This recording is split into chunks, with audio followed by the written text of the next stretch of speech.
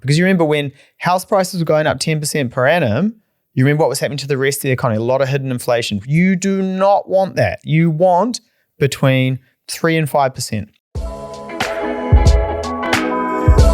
We are back in your life, and are we saved with this 50 basis point cut?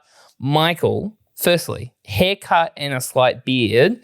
Is this your where we're on our way back, baby, do? Right. My hair kind of fell like this today, so I did it like this. And I'm growing a moustache for Halloween, so I'm kind of growing a beard because otherwise I look real ratty. That is the only reason I look like this. Yeah, but I mean, you do have one of the patchiest beards in the game. How many days do you go before you just go straight stash? Mate, you're not going to get another referral to the hair transplant place for my beard, mate. Just let it go. Let it go. Imagine how thick it would look.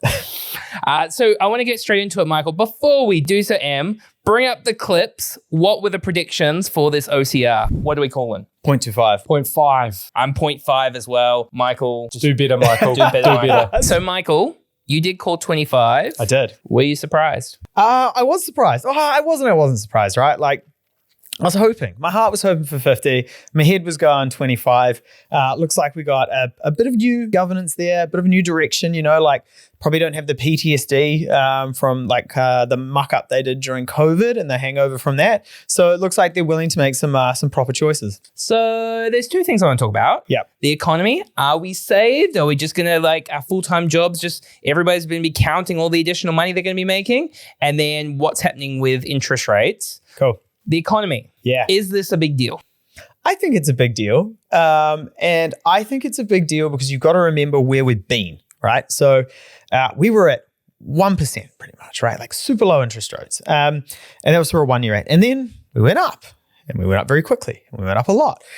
So, let's say you had a 2% interest rate during COVID on $1 million. You're paying 20 grand interest per year. That hikes to 7.5%. All of a sudden, you're paying 75 grand of interest per year. So what does that do to the economy? That stops people spending, right? And at 7.5% interest rate, you're going backwards, right? You're going backwards. It's just about how long can I hang on for and how much runway do I have, right? Most people are going backwards at that point, especially with the debt to income ratios for the amount of debt that people took out in 2021. So that's where we were. Everyone gets a bit sick of it. We need the economy to come back a little bit. Interest rates drop, right? And they come down to 6.5%. Yep, okay.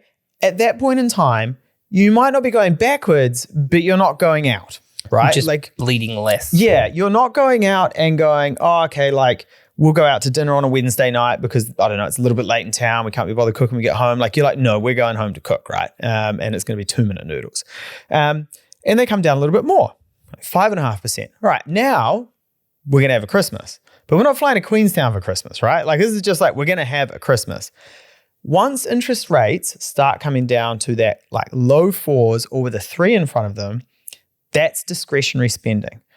For the longest time now, not many Kiwis have had much discretionary spending. Now at that kind of sub 4, low 4 interest rate for a 1 year, that is when Kiwis have a bit of money to spend. That's a decent summer. That's a Christmas. I got to say, shameless plug for the podcast.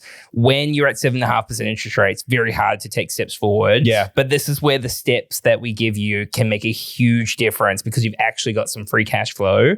We have seen 50 basis point cuts in the past, but to your point, that was when you're going from super painful to painful. Yeah. But now we're going into interest rates that are historically quite low compared to, probably a long-term average of 5.5%, sitting well under there. Quite exciting. Now, the question becomes, Michael, so I don't want to talk about housing rates just yet. I know you want to. Just wait. Let's talk about business confidence, because I think business confidence is a big one, right? Just because the OCR drops one day doesn't mean businesses go out and hire people tomorrow, does it? No, it doesn't. And you got to remember, in the business sector, for business confidence, not all businesses are the same. The dairy sector at the moment, very confident. Manufacturing, absolutely not. Services sector, comme ci, comme ça. Anything retail, bars, anything like that, there's still not a lot of confidence. Wellington, no confidence, right? And unfortunately, that's because people will choose to spend their money on different things at different times, right? If you take the manufacturing sector in New Zealand, for example, just because the official cash rate drops doesn't mean that, Mazda is going to order a new tool from overseas, from New Zealand, to make a new Mazda 3 or something like that, right? Or a die or something, right? So it's all just about, we've got the official cash rate coming down, and that will give life to certain sectors of the economy, but not all of the economy. But generally speaking, like, if people are going out, going to dinner, doing stuff, buying things, like, that will get the economy ticking over again, especially for summer. What's your prediction for house price and GDP growth next year? Yeah, look, GDP, I think 2 to 3%. I think it just go back to a long-term average. I think we're closer to 2%. We're still impacted quite a bit by global supply issues, demand issues, shocks, etc. So I just think we'll probably hit back normal on GDP, so 2%. House prices, 4%. I think things happen a lot. When they do change, they happen a lot faster than people expect. I actually think GDP growth is going to be like 3% next year.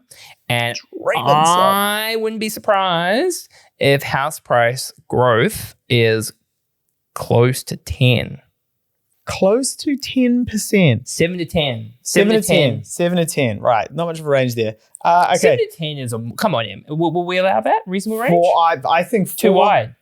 Wide range. You want me to narrow that range? Yeah. 8 to 10. 8 to 10. Okay. 8.5? In that instance, I think 4 to 6. 3 to 5.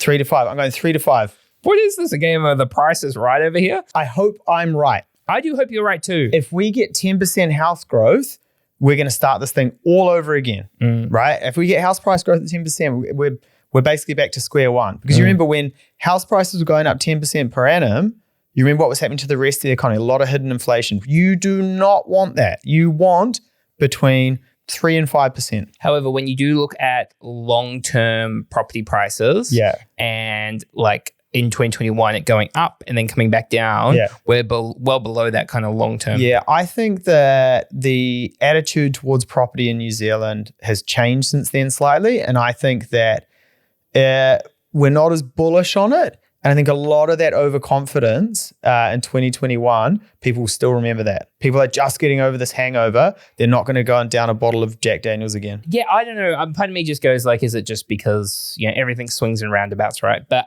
what I am keen to do is talk about, so the OCR dropped by 50 basis points. Yeah. What have the banks done since? Surely they've passed that all on to us, and we will talk about that after this break. The official cash rate has dropped 50 basis points. And if you're looking at your bank rates and thinking, what do I need to do next? Get in touch with the team at Lighthouse Mortgages. We can help you refix, restructure, or purchase a new property. Click the links in the show notes below to get in touch. Now, back to the episode. So, Michael, it's been a few days since the OCR dropped 50 basis points. Yeah. What's happened with the bank since? Nothing. We had some floating rate drops. Those are kind of like a couple of small rate movements, but nothing on the magnitude of what I would expect with a 50 basis point cut. We have seen this before, though, where usually what happens is the rates cut, the banks reprice over the weekend and cut on a Monday. It is early on a Monday. I haven't seen all of the pricing cards come out yet, but we haven't seen any rate movement of the ones we have seen. Although previously, sometimes they waited an extra week and then have cut the following week after that. So we still might see some cuts yet. I hope we do. I wonder what's happened with term deposit rates.